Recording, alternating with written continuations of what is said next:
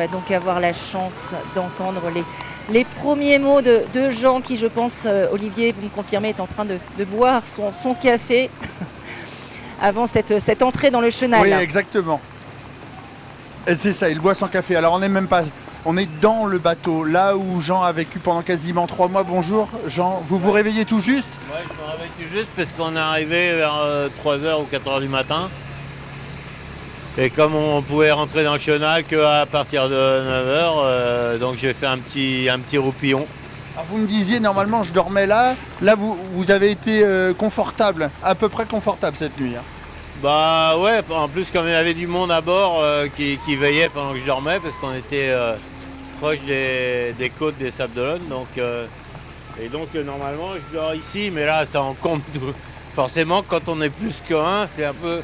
Ça marche pas quoi. Ça fait du bien de retrouver tout le monde là. Ouais, ça fait du bien, ouais, parce que c'était quand même beaucoup de pression, beaucoup de choses. Et puis hier l'arrivée incroyable avec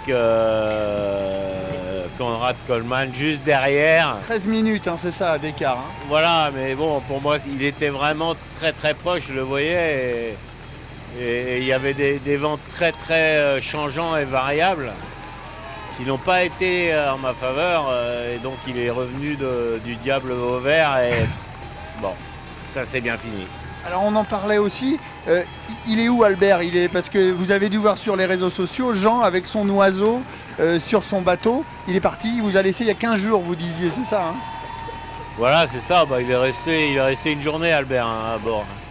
Et donc c'était un oiseau et c'est bien parce que généralement quand ils sont trop fatigués, alors j'ai essayé de lui donner de l'eau, j'ai essayé de... Non, il voulait rien savoir et le matin il est venu me dire au revoir à l'arrière et c'était un moment vraiment très fort. Olivier, c'est quoi le programme là maintenant? Vous laissez votre équipe faire? Voilà, il y a Bernard qui est aux commandes là, et puis il y a toute la famille.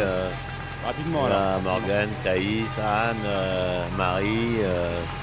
C'est chouette que tout le monde soit là, je crois. Et, donc c'est une matinée, ça va être un réveil plein d'émotions. Eh ben merci beaucoup Jean Le Cam. Voilà Adélaïde, ce qu'on peut dire avec Jean. Ses premiers mots alors qu'il va toucher la terre dans quelques heures maintenant. Olivier, si Jean a encore quelques secondes, je pense que Jean-Pierre serait très très content, il ne va pas l'entendre, de lui poser une question. Jean-Pierre, quelle serait votre question pour Oui, Jean? Jean, d'abord félicitations. Alors il y a Jean-Pierre Dick qui a une question à vous poser. Ouais, Jean, super course. Écoute, c'est incroyable que tu arrives encore à réduire l'écart entre les coureurs, puisque nous on était à 2 heures d'écart, maintenant tu passes à un quart d'heure. Cette course, la pression des concurrents si proche, comment tu l'as vécu? Comment vous avez vécu, c'est ce que demande Jean-Pierre, la pression des concurrents derrière? Il y avait 2 heures d'écart sur les précédents Vendée Globe, là il n'y a que 13 minutes entre vous. Comment vous avez vécu tout ça, cette compétition? Voilà, c'était cette nuit et c'était pas gagné jusqu'au bout parce que en fait je pense qu'il a dû mettre très longtemps à virer de bord parce que j'ai l'impression qu'il avait une voile d'avant calée sur le tangon qui doit rouler pour virer ou quelque chose comme ça. Et il était vraiment très poche, donc moi j'étais obligé de faire 4 virements de bord avec des refus de vent, les vents qui n'étaient pas favorables pour moi et donc j'ai tiré des bords à l'envers pour être clair.